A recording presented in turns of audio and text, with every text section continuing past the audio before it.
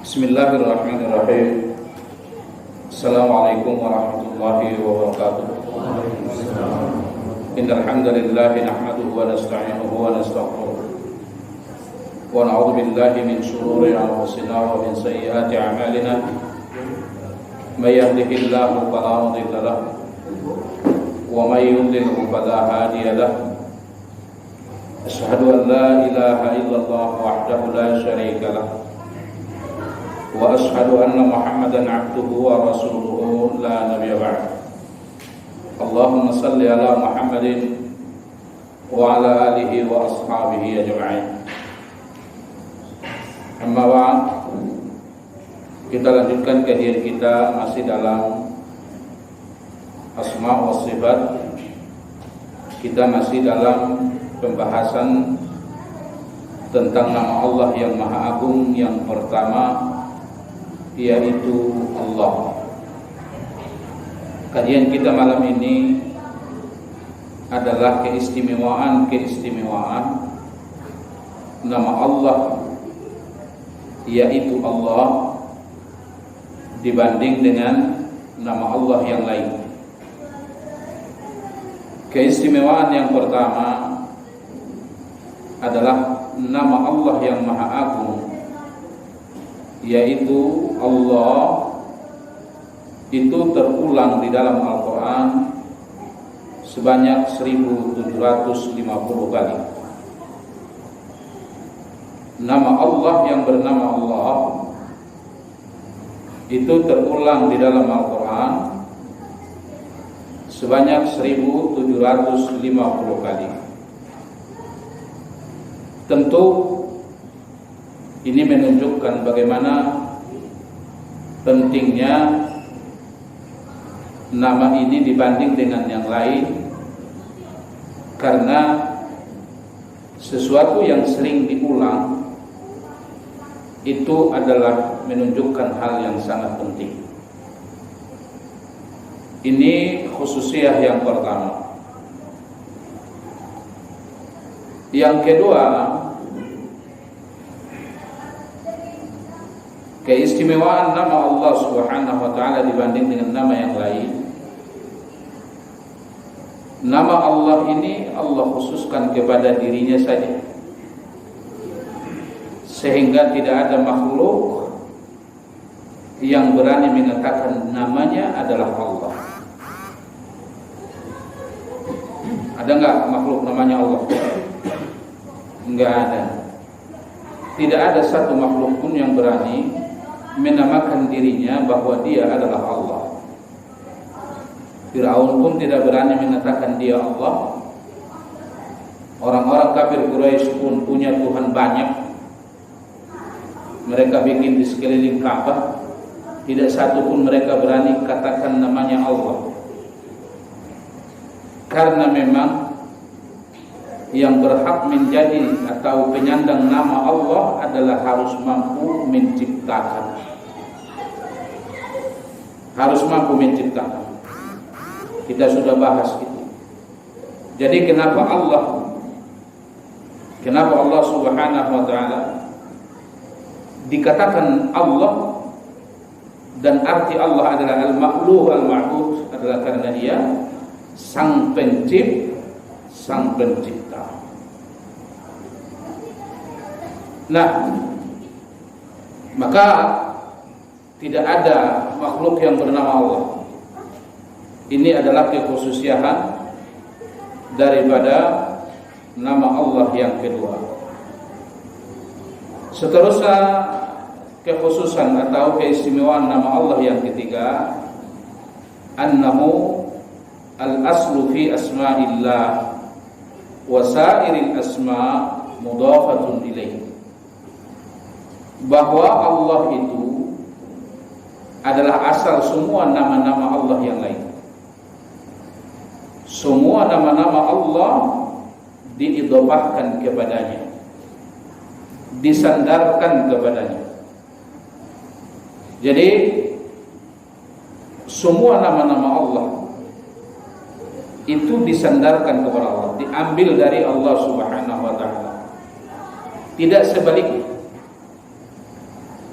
Maka dari itu semua nama dan sifat Allah diidofahkan kepada Allah. Maka kita katakan Allah itu Maha Rahman, Allah itu Maha Rahim, Allah itu Maha Pengampun, Allah itu Maha Pemberi rizki. Tidak sebaliknya, yang pemberi rizki itu Allah, yang Maha Pengampun itu Allah. Tidak, tapi sebaliknya diidofahkan. Nama selain Allah diidofahkan kepada Allah. Maka dari itu dalam Al-Quran Allah Subhanahu wa ta'ala katakan, Huwallahu alladhi la ilaha illa huwa alimul ghaibi wasyahadah huwar rahmanur rahim. Huwallahu alladhi la ilaha illa huwa al-malikul quddus salamul mu'minul muhaiminul azizul jabbarul mutakabbir subhanallahi amma yushrikun.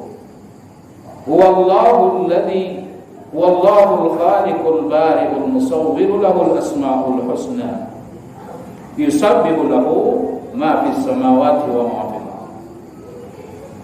Jadi semua nama dan sifat Allah Subhanahu wa taala itu adalah diidofahkan kepada Allah.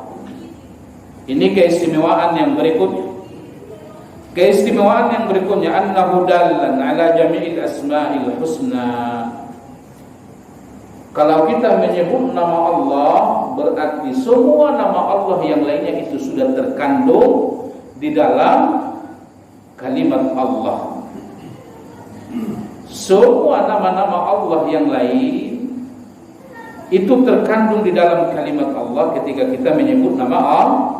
Kenapa? Karena yang lain itu diidofahkan kepada Allah. Maka kalau kita berdoa dengan memakai kalimat Allah, memakai nama Allah, kita katakan Allahumma a'inni ala nafsika, Allahumma a'inni ala dzikrika wa syukrika wa husni ibadati. Allahumma,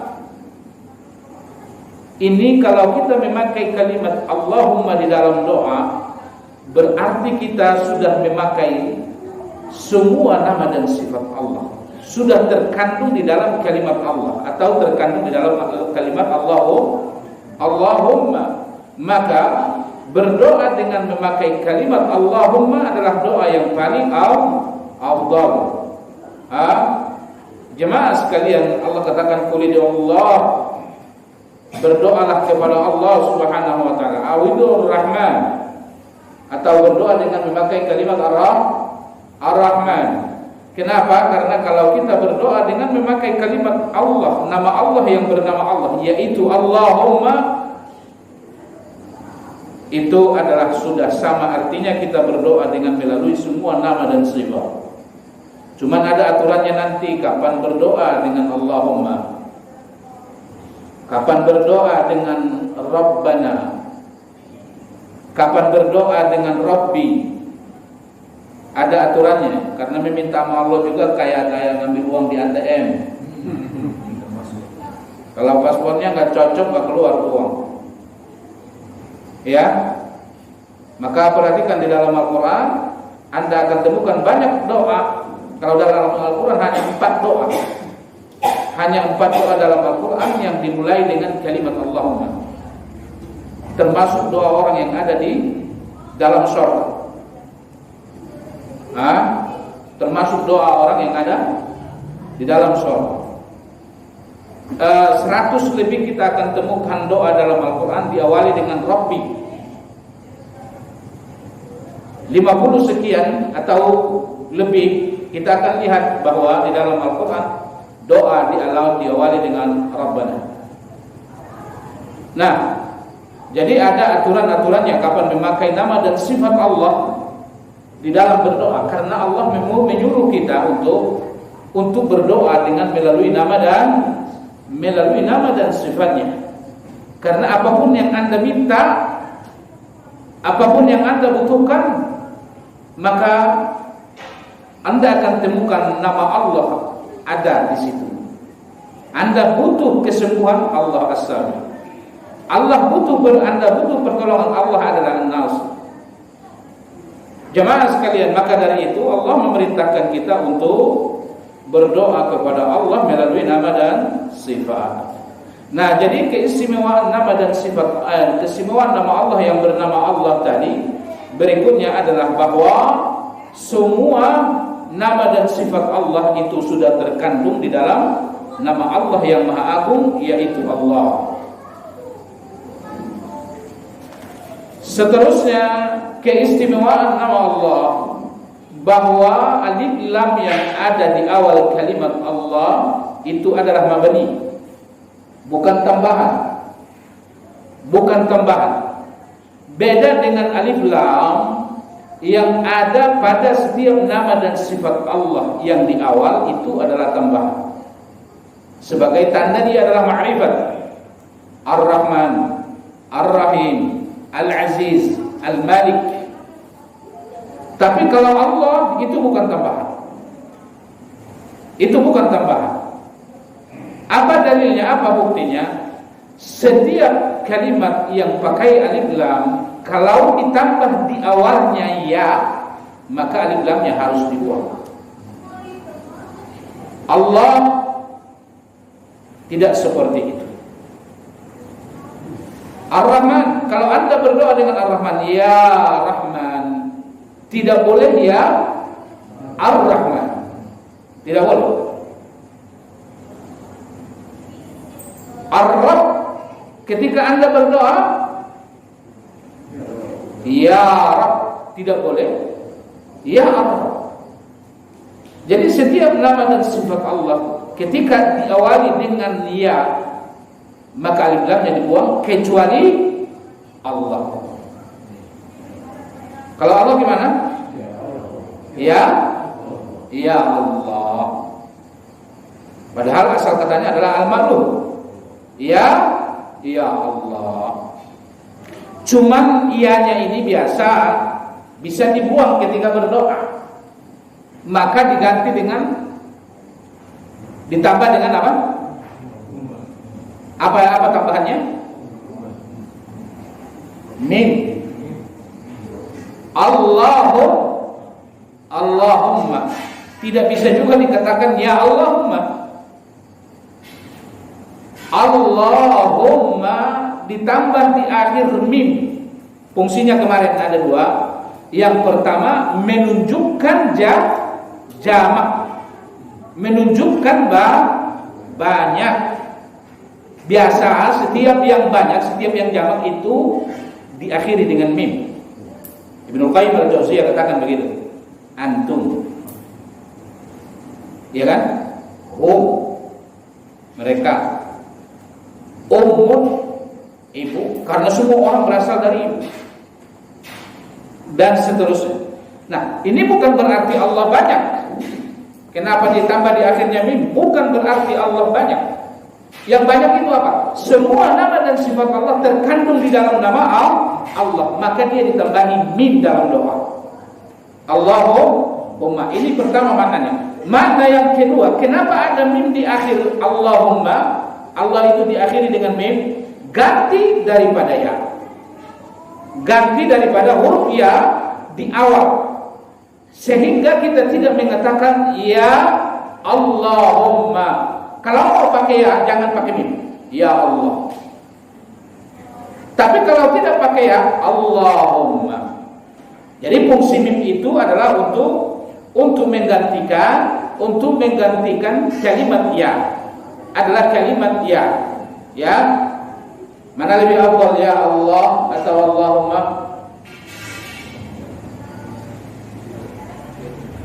Kira-kira lebih bagus dari syakur kalamnya memakai kalimat ya Allah atau Allahumma? Sama-sama boleh. Cuman kalau ya Allah bahasa kita ya.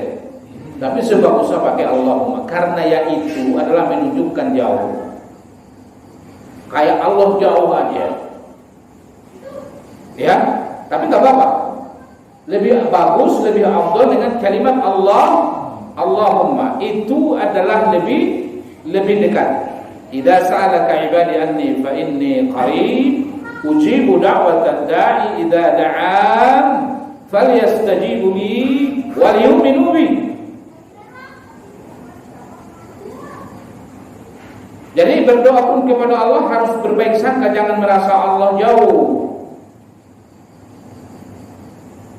Jadi berbaik sangka kepada Allah itu sangat penting dalam hidup. Solusi terbesar dalam setiap masalah Anda adalah baik sangka kepada Allah. Yakin tak? Kenapa? Apa dalilnya?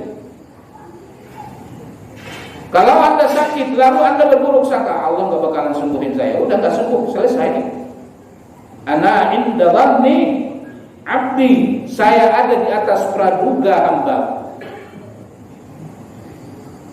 Kalau Anda yakin saya sakit, Allah pasti sembuhkan, karena hanya Dia yang bisa menyembuhkan. Anda sembuh. Anda dalam kesulitan, Allah pasti sedang menyediakan kebaikan untukmu. Sebagai ganti apa yang hilang, itu yang akan Anda dapat. Maka solusi terbesar dalam setiap masalah adalah husnuzan kepada Allah. Husnuzan kepada Allah Subhanahu wa taala. Karena intisari akidah pun adalah husnuzan terhadap Allah Subhanahu wa taala. Seterusnya, khasais atau keistimewaan nama Allah dibanding nama Allah yang lain adalah annahu awwalu ismin fi awwali ayat.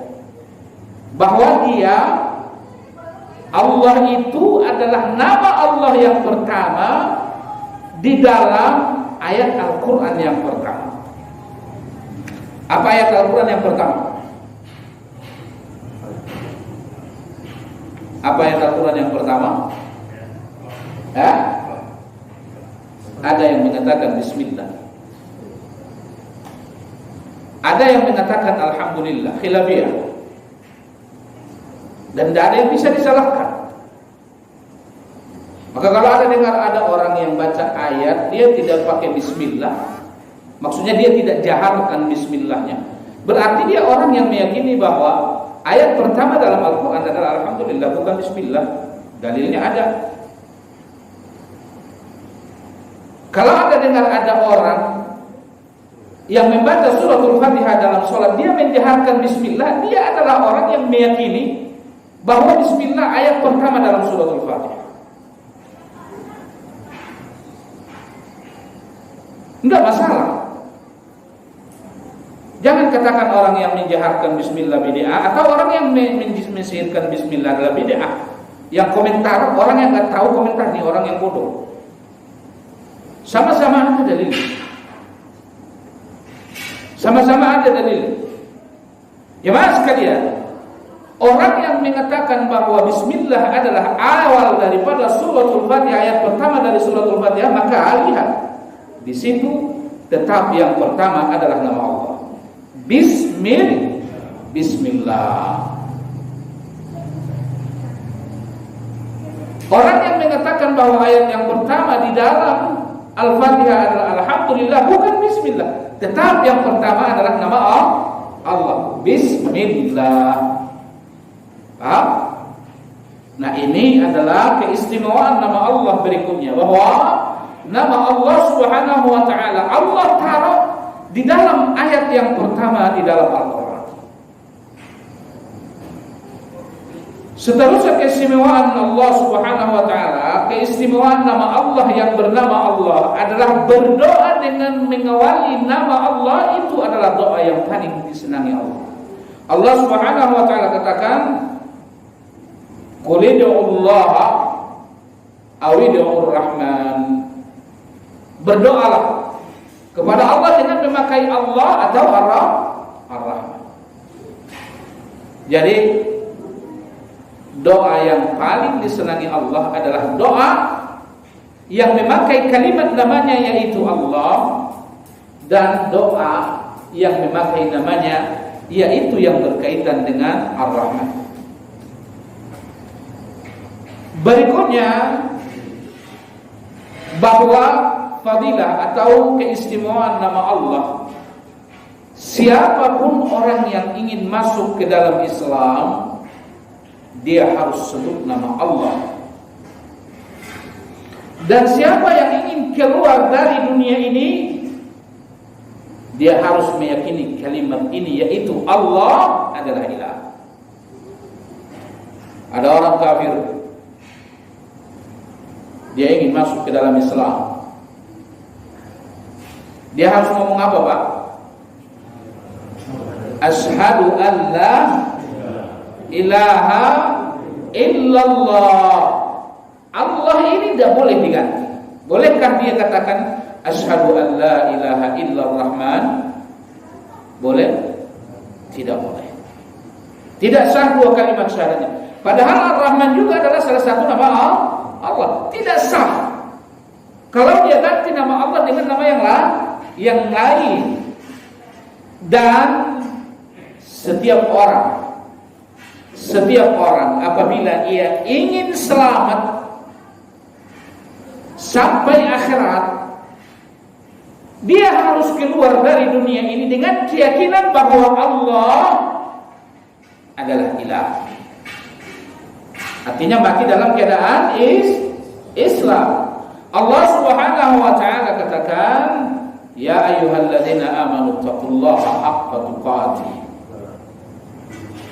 wa la tamutunna illa wa antum muslimun.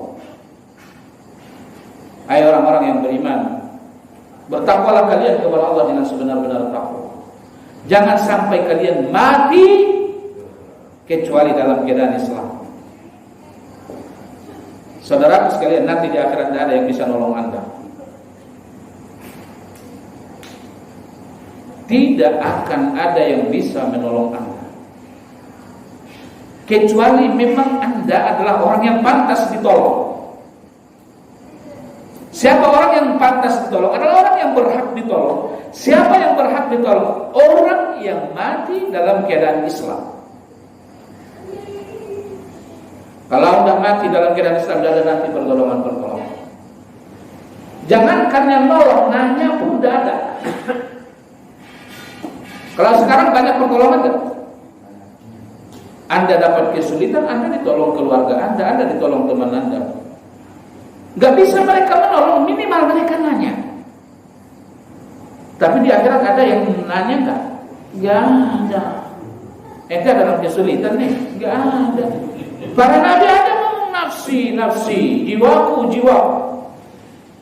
Rasul katakan, Fatimah bintu Muhammad, aku ingatkan engkau wahai putriku, mintalah sekarang kepada aku apa yang engkau ingin minta tentang harta, saya akan kasih. Tapi kelak di akhirat, selamatkan dirimu wahai anakku, walaupun ayahmu ini nabi tidak bisa menyelamatkan engkau. Wahai Safiyah, bibinya Rasulullah, selamatkan dirimu wahai bibiku, kelak di akhirat keponakanmu ini tidak akan bisa membela engkau. Wahai Abu Talib, paman Muhammad, selamatkan dirimu wahai pamanku, kelak di akhirat keponakanmu ini tidak akan bisa menyelamatkan engkau. Jadi siapa yang akan menyelamatkan Anda, yang akan menolong Anda di akhirat, adalah apabila Anda mati dalam keadaan Islam. Kalau Anda mati dalam keadaan Islam, ibadah-ibadah yang selama ini Anda lakukan, nah itulah penolong Anda. Itulah penolong Anda.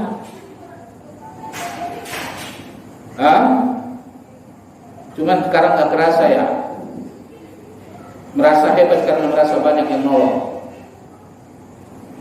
Kalau udah mati begitu tiba mati aja Pak, udah ketahuan tidak ada yang bisa nolong. Maka orang begitu sakarat, yang paling dia inginkan ditunda kematiannya sesaat untuk melakukan satu kebaikan.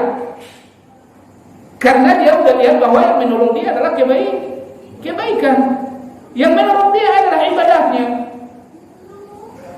Mulai saat sakarat itu tiba, maka mereka mengatakan, ya Allah tolong tunda kematianku ini sesaat saja, agar supaya aku bisa melakukan satu kebaikan. Dalam ayat lain, ya Allah tolong tunda kematianku ini sesaat saja, agar supaya aku bisa bersedekah. Anda masuk kubur yang nolong apa? Harta? Keluarga? Bukan. Nabi katakan orang masuk kubur diantar keluarganya. Di antara hartanya Anda kalau punya mobil, punya motor dipakai orang ke kubur, ke tajur halang sana. Tapi begitu kuburan Anda ditutup, pulang 2 tinggal 1. Keluarga pulang, harta pulang, tinggal apa? Tinggal apa? Kuburan yang begitu sempit menjadi melebar, menjadi sangat luas. Kenapa? Karena amal Anda selama ini. Karena Anda bisa menjawab pertanyaan-pertanyaan. Kenapa? Karena selama ini Anda adalah orang yang bertauhid, orang yang mengikuti sunnah Rasul, sehingga kuburan ini terluas. Bisa Anda bayangkan kuburan itu bagaimana gelapnya? Tapi kalau selama ini Anda di dalam dunia ini adalah banyak membaca Al-Quran, banyak mencari ilmu Al-Quran, mengamalkan Al-Quran, maka Al-Quran adalah berfungsi sebagai cahaya di kubur bagi orang. Siapa yang bantu? Al-Quran. Pernah libur gak baca Al-Quran sehari? Anda kalau tahu fadilah Al-Quran, Anda akan berani libur dari membaca Al-Quran. Ini WA berapa grup yang datang itu, WA habis dilalam semua bacanya itu. Tahu berapa lembar Al-Quran itu kalau dibandingkan. Al-Quran gak baca. Jangan pernah pun gak baca Al-Quran dalam sehari. Berapapun Anda bisa baca ayat, pelajari Al-Quran. Jangan berhenti mempelajari Al-Quran. Anda harus ada mengamalkan Al-Quran setiap hari. Karena akan menjadi penerang Anda nanti di kubur adalah Al-Quran. Ketika kubur ini sudah meluas, dia menjadi terang benderang, maka datang beberapa sosok yang sangat cakep, cantik, harum, menyenangkan. Anda siapa? Kebetulan di gua lagi kesepian, tidak ada teman. Coba Anda bayangkan tuh, di dalam kubur yang gelap, sempit, tidak ada teman sendirian. Tapi akhirnya kubur ini meluas, dia terang. Lalu ada beberapa orang yang datang, sangat menyenangkan, tidak menyebalkan. Kalau menyebalkan repot. Ini sangat menyenangkan, harum, cakep. Anda siapa? Saya adalah salatmu. Kamu siapa? Saya adalah puasa. Yang kamu siapa? Saya adalah sedekahmu. Saudara sekalian, tidak ada yang bisa menolong Anda kecuali amal Anda. Di akhirat juga begitu. Anda baru bangkit dari kubur, amal Anda sudah datang menyambut Anda. Datang sedekah Anda, saya adalah sedekahmu. Ayo saya payungin engkau. Dan seterusnya dan seterusnya. Ini yang akan menjadi penolong sampai nanti di akhirat. Amal. Penolong berikutnya siapa? Penolong berikutnya siapa? Teman. Anda kalau mau mati, siapa yang akan mengingatkan Anda kepada 2 kalimat syahadat? Sementara Allah katakan la tamutunna illa wa antum muslimun. Jangan sampai mati kecuali dalam keadaan Islam. Yang paling dibutuhkan oleh orang yang sakarat adalah kalimat syahadat. Dia harus keluar dalam keyakinan bahwa Allah adalah ilah. Siapa yang akan mengajari Anda kalimat ini? Anda punya ibu yang paling sayang pada Anda, tapi dia kafir, dia tidak akan ajarin Anda dengan kalimat ini. Bahkan dia ngomong mati aja dalam keadaan Yahudi, mati aja dalam keadaan Nasrani. Siapa yang akan mengajari? Adalah saudara, sahabat, keluarga yang beriman kepada Allah. Anda mati, selesai udah. Tidak bisa sholat, tidak bisa puasa, tidak bisa sedekah dan lain. Sebelum Anda masuk ke dalam kubur itu, apa yang Anda butuhkan? Apa kira-kira? Sebelum masuk ke kubur itu, apa yang dibutuhkan? Anda harus mandi, Anda harus dikafani, Anda harus dikubur, Anda harus disolati. Siapa yang lakuin itu? Saya kalau benar-benar karena Allah bersahabat dengan Anda, saya ketika Anda mati, saya nggak datang. Kalau Anda duluan. Tapi kalau saya duluan, saya juga yakin Anda nggak tega. Kalau saya mati, Anda nggak datang. Karena inilah arti persahabatan yang sesungguhnya. Bukan Anda kasih saya uang yang banyak, tidak. Saya mati Anda kuburkan, saya mati Anda salatkan. Ini arti persahabatan. Saudaraku sekalian, kalau kita mati ada teman kita datang karena Allah, dia mensalatkan kita, bisakah dosa kita yang tadi masih sisa di saat sakarat, setelah mati tiba lalu masih ada sisa dosa, bisakah dosa itu Allah maafkan semua karena doa sahabat kita? Bisa? Maka Nabi katakan, siapa yang mati lalu dia didoakan orang yang beriman yang tidak menyekutukan Allah 40 orang. Yang 40 orang ini Allah beri hak untuk syafaat. Luar biasa. Yang 40 orang ini sahabat Anda yang datang mendoakan Anda, mensolatkan Anda, 40 orang ini di akhirat Allah berikan hak untuk mengangkat Anda dari neraka.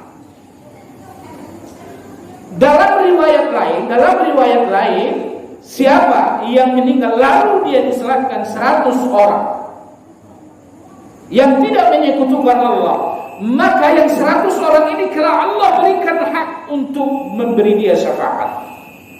Ini mahalnya bersahabat.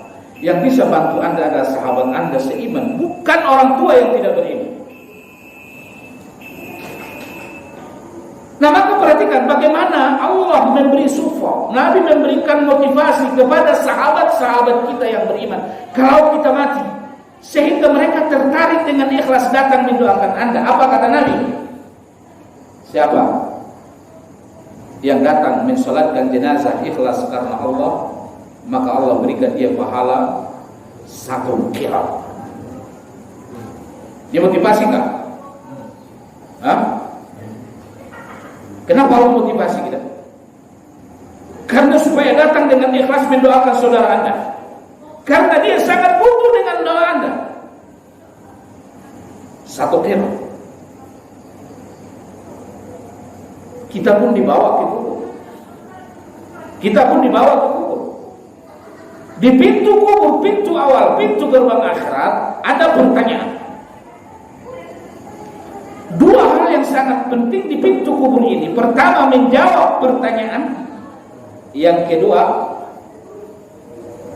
adalah ampunan dari Allah.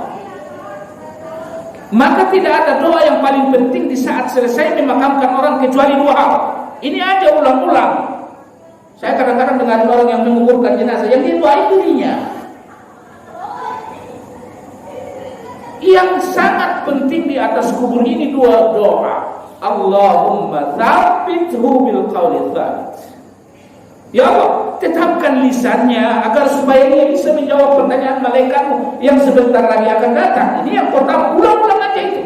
Allahumma tsabbithu bil qawli tsabit. Allahumma tsabbithu bil qawli tsabit. Yang kedua, Allahumma ighfir lahu.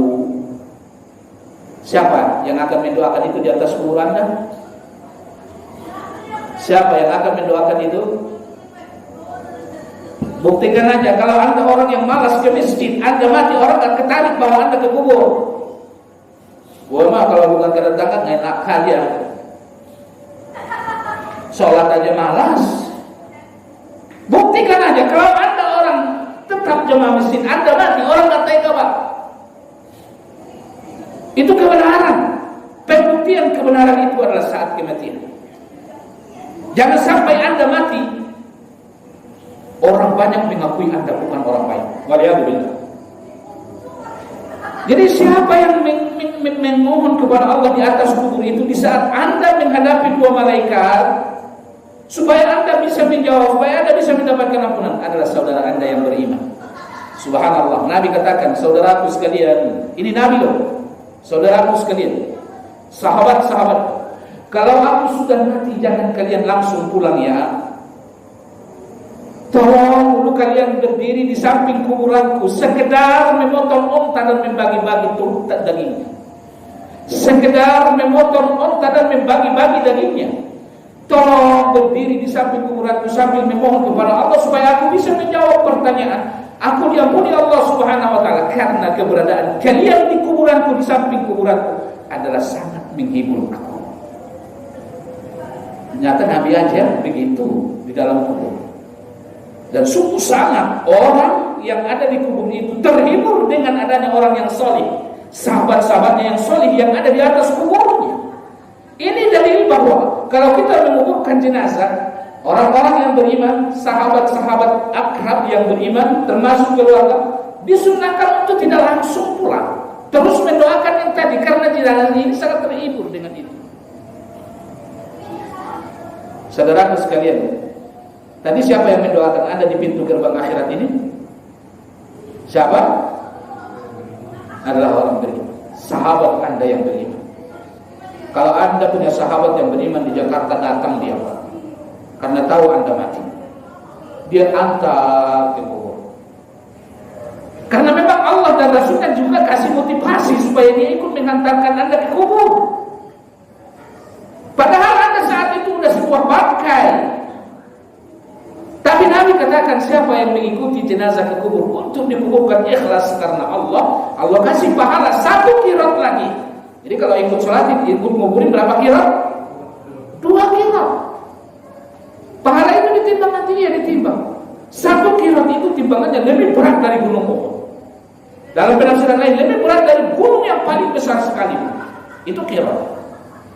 Nah, saudaraku sekalian, kenapa Allah motivasi, Rasulnya motivasi sahabat kita yang beriman datang untuk menguburkan kita? Karena Anda sangat butuh doa dia di saat Anda ada di pintu gerbang akhirat itu. Maka dia berdiri dengan ikhlas. Dia katakan, Allahumma thabithu bil qawli tsabit, Allahumma ighfir lahu warhamhu. Bahkan tidak sampai di situ pembelaan saudara yang beriman. Saudara Anda yang beriman, walaupun dia sudah mensalatkan Anda, setiap kali dia ingat Anda, dia akan salatkan, dia akan doakan Anda. Setiap dia kali ingat Anda, dia akan doakan Anda. Dia doakan di dalam sujudnya. Bisakah doa orang yang beriman ini dikabulkan Allah? Lalu ini menjadi sebab orang itu mendapatkan ampunan dalam proses menuju akhirat. Tapi semua itu akan kita dapat kalau kita mati dalam keadaan Islam. Maka dari itu saudaraku sekalian, tidak ada pekerjaan paling penting selain daripada menjaga iman dan keislaman. Nah, kembali kepada kajian kita bahwa siapa yang ingin masuk Islam, dia harus mengucapkan nama Allah, asyhadu an la ilaha illallah.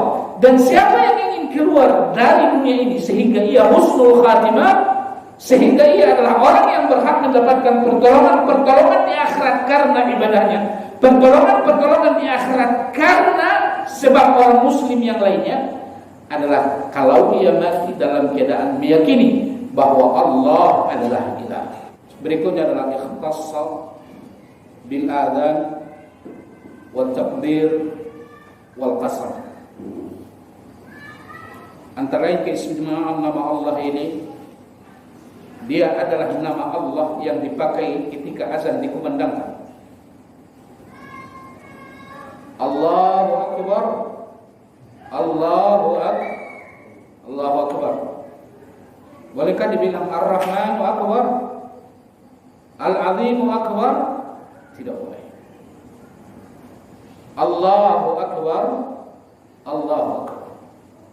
Sementara azan ini adalah ibadah yang sangat agung. Satu, ibadah yang berikutnya yang berkaitan dengan Allah adalah salat dimulai dengan nama Allah.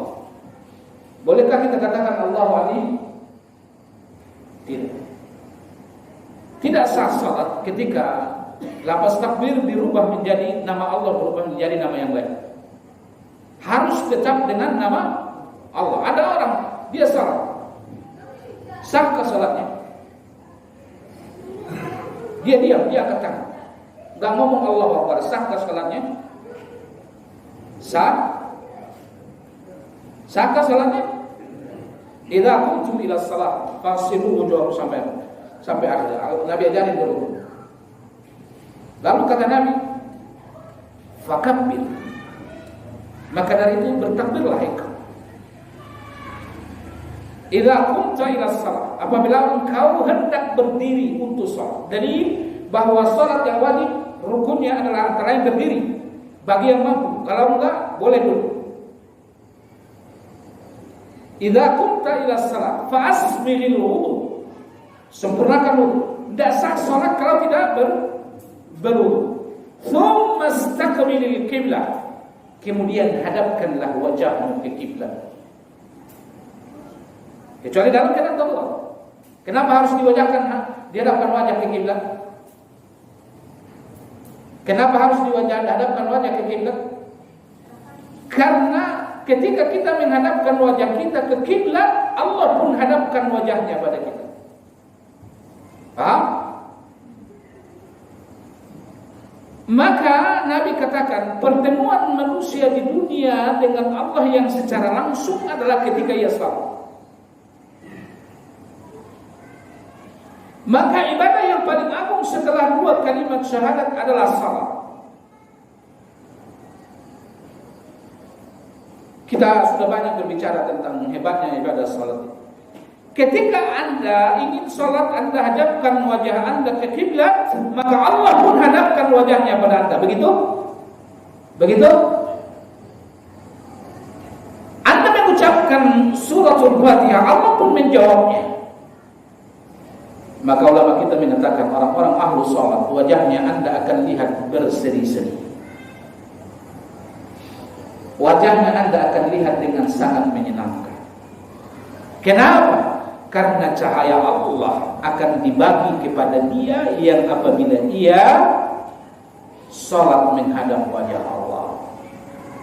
Anda kalau perhatikan, beda wajah orang yang salat dengan orang yang tidak salat. Walaupun judulnya sama-sama putih, walaupun judulnya sama-sama hitam. Ya, jangan pandang enteng dengan salat. Maka kalau Anda salat menghadap ke kiblat, cahaya wajah Allah akan terbagi untuk Anda. Maka kita melihat bahwa wajah orang-orang yang salat itu sangat menyenangkan. Di akhirat juga begitu kan nanti. Apa kenikmatan yang paling tinggi di akhirat, di surga? Apa? Melihat wajah Allah. Ulama kita katakan, setiap orang penduduk surga melihat wajah Allah, maka pasti wajahnya tambah cakep. Enggak kayak begitu-begitu. Kalau sekarang kan malah tambah tua, tambah jelek. Kan gitu ya? Di akhirat nanti bagaimana? Setiap kali kita memandang wajah Allah, semakin tinggi derajat seorang, semakin sering dia memandang wajah Allah. Setiap kali kita memandang wajah Allah, maka semakin cakep wajah kita. Tidak pernah habis kamus. Begitu kembali ke rumah tangga, bidadari juga tambah cakep, bininya juga tambah cakep, dan seterusnya. Itu kenikmatan yang paling tinggi di surga. Jadi setiap kali kita nanti di surga melihat Allah, maka wajah kita akan semakin cakep, sampai selama-lamanya tidak ada batas. Nah, itu sumbernya dari mana? Dari salat. Ingat ini supaya rajin salat. Kalau saya salat berarti saya menghadapkan wajah saya ke wajah Allah, maka wajah Allah cahayanya akan memancar kepada cahaya wajah saya. Di akhirat pun kelak seperti itu. Di akhirat pun seperti itu. Nah, maka dari itu jemaah sekalian, ibadah salat ini adalah ibadah yang sangat agung. Maka Nabi kalau menyuruh para sahabat, selalu Nabi berpesan, wahai Syan Ibnu Mas'ud, kamu pergi ke Yaman berdakwah. Iya ya Rasul. Menurut kamu apa yang paling penting nomor satu kamu dakwahi? Apa ya Rasul? Ajak mereka mengucapkan 2 kalimat syahadat. Setelah mereka mengucapkan 2 kalimat syahadat, ajak mereka salat. Nah ini.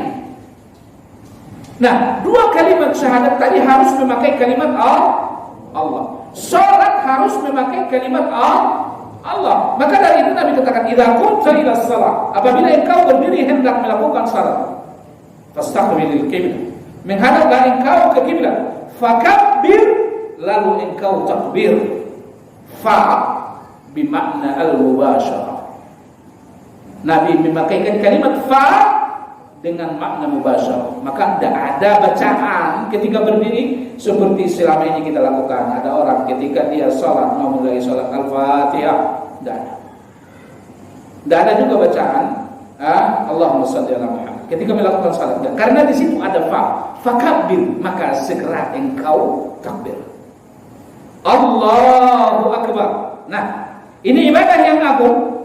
Ibadah yang agung. Anda memakai kalimat apa? Memakai kalimat apa? Memakai kalimat Allah. Apakah salat sah kalau dikatakan Allahu Rahim, Allahu Rahman, Allahu Rabbi? Tidak. Salat tidak sah kecuali salat ini diawali dengan alhamdulillah.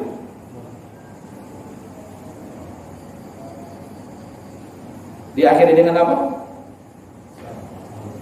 Apa bunyi salamnya? Assalamualaikum warahmatullahi. Assalamualaikum warahmatullahi. Ini antara lain keagungan nama Allah.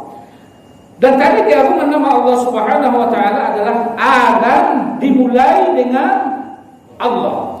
Allahu akbar, Allahu akbar. Saya tak bosan mengingatkan Anda beberapa ibadah yang sangat agung ketika waktu sholat tiba. Yang mana ibadah-ibadah ini kalau Anda lakukan, Nabi katakan hanya satu, dakhalal jannah, masuk surga. Dan kalau Anda lakukan ibadah-ibadah yang akan kita bicarakan ini, salat Anda akan khusyuk. Yang pertama apa? Yang pertama menunggu waktu salat tiba. Tanamkan di dalam hati, saya menunggu salat subuh. Insya Allah nanti enggak masuk. Iya kan? Ini kan masbuk nih, belum tidur udah mikir, tak subuh ke masjid Nabawi. Masbuk tuh nanti. Tapi kalau mau tidur aja, Anda udah tunggu waktu subuh, Anda tidak masbuk. Yang kedua, Anda tak berani melakukan dosa. Orang yang selalu menunggu sholat di waktunya, menunggu waktu sholat tiba, gak berani melakukan dosa. Maka Nabi katakan, rajulun qalbuhu mu'allaqun bil masjid. Seseorang yang hatinya tergantung di masjid.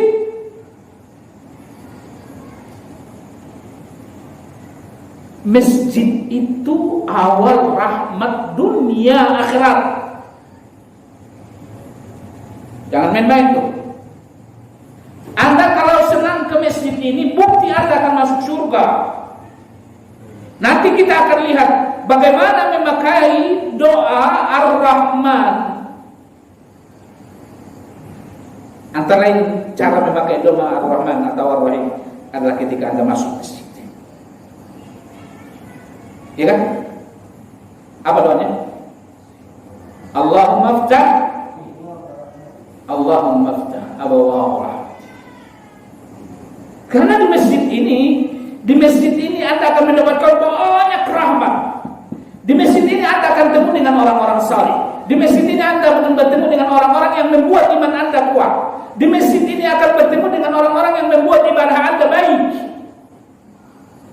Kalau Anda tidak pernah ketemu dengan orang itu di masjid, tinggalin aja, gak ada gunanya itu. Jemaah sekalian,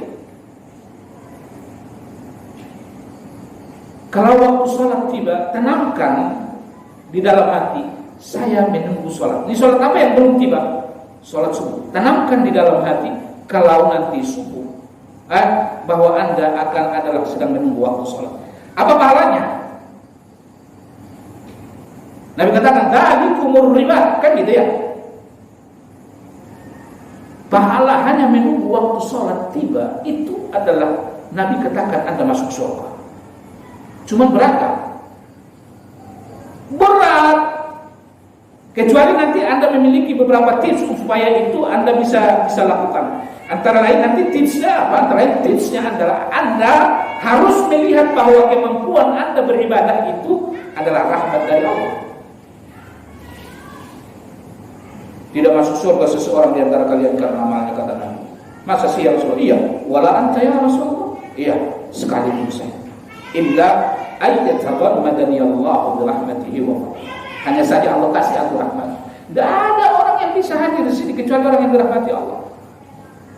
Tapi kalau memang kuat untuk hadir di sini, Anda tidak pelihara, awalnya Anda tidak ke masjid gak enak, besok gak ke masjid lagi mulai enak, besoknya udah enak, besoknya udah nggak enak, udah lebih enak gak ke masjid. Kan gitu ya? Coba rasain.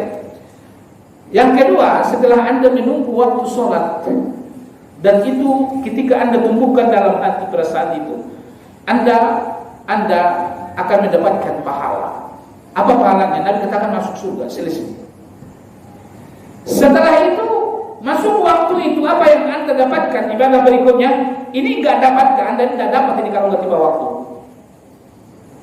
Menjawab azan. Bisakah Anda menjawab azan? Kapan azan bisa dikumandangkan? Ketika waktu tiba. Maka di sini kalaupun sholat Jumat 2 kali azan, yang pertama jangan lakukan di dalam waktu. Karena azan disyariatkan adalah ketika masuk waktu. Bolehkah melakukan 2 azan? Boleh saja, tapi itu memperingatkan bahwa waktu akan masuk. Maka di zaman Utsman ketika itu azan pertama mereka kumandangkan di sholat Jumat, itu adalah mereka jalan ke gang-gang untuk memperingatkan bahwa waktu sudah dekat. Di Madinah pun seperti itu. Azan sebelum subuh itu 2 kali, tapi dilakukan di luar waktu 1 kali di dalam waktu. Nah, kapan azan dikumandangkan? Ketika masuk waktu sholat. Ada orang yang iseng. Dia azan, belajar azan. Wajibkah Anda jawab? Tidak. Jadi azan itu adalah mengingatkan Anda bahwa sholat telah tiba, Anda harus datang ke masjid. Maka Anda harus jawab. Nah, sekarang di Pura ini ada berapa di sini musola? Semua barang-barang azan. Azan yang mana yang harus Anda jawab? Coba deh, yang mana? Sini. Ntar habis ini azan lama di sana jawab lagi gitu. Kagak. Mana azan yang memanggil Anda? Nah, siapa yang menjawab azan? Nabi katakan masuk surga dia. Nah, udah menjawab azan, apa ibadah yang kita lakukan? Berdoa. Doa ini dikabulkan. Doa antara azan dan iqamah dikabulkan. Siapa yang berdoa antara azan dan iqamah, Allah Subhanahu wa taala masukkan dia ke surga, kata Nabi. Nah, sekarang jawab azan gampang atau tidak? Anda kalau bisa jawab azan dari awal sampai akhir salat nanti bagus, Pak. Maka kalau azan tiba, merenung, hayati azan ini. Kalau enggak begitu, paling nanti 2 kali, Pak, 3 kali, yang akhirnya Bapak sudah menjawab. Tapi memang kalau Anda bisa jawab ini sampai tuntas, itu rahasianya luar biasa. Dia tidak bernilai ibadah kalau tidak begitu. Nah, setelah azan dikumandangkan, Anda berdoa. Ini doa dikabulkan. Berdoalah di situ banyak-banyak antara azan dan iqamah. Nanti tidak akan dapat ini kecuali ketemu dengan waktu sholat lagi. Belum tentu nanti ketemu sama subuh, Pak. Yakin banget masih ikut besok bangun. Tetangga saya tadi malam pulang dari Jakarta. Beberapa minggu dia di Jakarta menengok anak-anaknya. Sampai di rumah, anaknya nanya, udah datang Bu? Iya udah datang. Gimana cerita? Cerita sudah. Besok aja kita lanjut cerita, capek ini. Ternyata tadi pagi dia gak bisa bangun lagi. Ibu anak-anaknya yang ada di rumah berkumpul, datang yang dekat-dekat untuk menanyakan saudara mereka yang ada di Jakarta. Yang perempuan yang paling besar nanya, Ibu kok lama banget, Ibu gak pernah biasa ikut ke sini. Ini habis sudah waktu subuh. Dibangunin, ternyata gak ikut bangun lagi. Ibadah ini Anda akan temukan apabila waktu sholat tiba. Dan sangat dikabulkan doa antara iqamah dan azan. Setelah iqamah dan azan, berdoa di antara iqamah dan azan, apa ibadah yang Anda temukan? Ini enggak Anda temukan kalau waktu sholat tiba. Apa yang Anda temukan? Berwudu. Kalau berwudu bagaimana? Menghapuskan dosa. Anda cuci muka, hapus dosa karena muka. Anda cuci tangan, hapus dosa karena tangan. Dan seterusnya. Setelah itu apa ibadah yang Anda lakukan? Doa setelah wudu sering lewat gak? Siapa yang sudah selesai berwudu kata Nabi, lalu dia mengatakan asyhadu an la ilaha illallah wa asyhadu anna Muhammadan abduhu wa rasuluh. Allahumma ij'alni minat tawwabin waj'alni minal mutatahhirin. Dakhala al-jannah. Gampang gak sih? Cuman sering lewat gak ada? Itu ibadah yang Anda dapatkan ketika waktu sholat tiba. Nah setelah itu apa ibadah yang Anda dapatkan yang sangat luar biasa nilainya berkaitan dengan datangnya salat? Mungkin salat sunnah wudu. Rasul katakan, Bilal, aku dengarkan suara terompahmu di surga bahwa engkau adalah salah satu penduduk surga. Aku sudah dengarkan suara terompahmu di surga. Apa ibadahmu hai Bilal? Setahu saya hanya kalau setiap kali salat saya usahakan salat sunnah wudu ya Rasulullah. 2 rakaat. Setelah itu apa yang Anda lakukan? Anda pergi ke masjid. 1 langkah menghapuskan 1 dosa, mengangkat 1 derajat. Selama Anda di masjid, walaupun Anda tidak salat, dihitung sedang melakukan salat sampai kembali ke rumah. Luar biasa. Belum lagi nanti qabliyah dan ba'diyahnya. Ini ibadah, rangkaian ibadah salat yang Anda temukan apabila salat yang 5 waktu itu tiba. Yang kalau ini saja Anda lakukan 5 kali sehari semalam, sudah luar biasa. Sudah luar biasa. Nah, jemaah sekalian, jadi Allahu Akbar adalah nama Allah yang dimulai ketika memulai ibadah yang paling agung, yaitu salat. Dan Allah adalah nama Allah satu-satunya yang boleh dipakai ketika bersumpah. Wallahi, tallahi, billahi. Bolehkah kita bersumpah War-Rahman, War-Rahim? Tidak boleh. Bersumpah wajib memakai nama Allah, tidak boleh nama yang lain. Tidak boleh. Apalagi ada orang yang mengatakan demi Allah dan Rasulullah. Boleh enggak? Boleh. Separuh benar, separuh syirik. Demi Allah dan Rasulullah, tidak boleh. Hanya boleh bersumpah dengan nama Allah. Wallahi, wabillahi, wa tallahi. Nah, itulah antara lain keistimewaan nama Allah Subhanahu wa ta'ala. Yang terakhir, li'azamihi wa syarafihi yarfa'ullahu minal ardi fi akhir zaman idza qabada ruhal mu'minin. Ketika hari kiamat sudah mau terjadi dan semua orang yang beriman sudah dimatikan Allah, maka Allah pun mengangkat namanya yang bernama Allah. Nabi SAW katakan, la taqumus sa'atu ala ahadin yaqulu Allah Allah. Tidak akan terjadi hari kiamat kalau masih ada orang yang mengatakan Allah Allah. Tidak ada terjadi hari kiamat, tidak akan terjadi hari kiamat kalau masih ada orang yang mengatakan Allah Allah. Dan berdasarkan hadis Nabi bahwa orang yang beriman itu nanti akan kembali ke tempat asalnya, kata Nabi, seperti kembalinya ular ke sarangnya. Semua orang yang beriman nanti di akhir zaman akan berkumpul di Madinah, dan ketika hari kiamat sudah mendekat, semua orang yang beriman dimatikan Allah. Jadi orang beriman tidak merasakan dahsyatnya hari kiamat. Semua orang beriman dimatikan Allah, sehingga Allah pun mengangkat namanya. Setelah orang beriman mati, Allah mengangkat namanya yang bernama Allah. Ketika tidak ada lagi orang yang mengetahui nama Allah, yaitu Allah, maka terjadilah hari kiamat. Jemaah sekalian, itulah beberapa keistimewaan nama Allah yang sangat agung. InsyaAllah kajian kita berikutnya bagaimana beribadah kepada Allah dengan nama Allah, dan bagaimana berdoa kepada Allah dengan memakai nama Allah. Ya, karena setiap nama dan sifat Allah dalam buku ini yang judulnya adalah Asrar Al-Asma wa Sifat, rahasia nama dan sifat Allah, itu penulisnya selalu mengkaitkan setiap nama dan sifat Allah pada 2 hal. Mengkaitkannya dengan ibadah yang berkaitan dengan nama itu, dan mengkaitannya bagaimana berdoa dengan memakai nama itu. Kita sudah kelewatan banyak, tidak ada sesi pertanyaan. Kita tutup dengan kafar majelis. Subhanakallahumma wa bihamdika, asyhadu an la ilaha illa anta, astaghfiruka wa atubu ilaik. Assalamualaikum warahmatullahi wabarakatuh.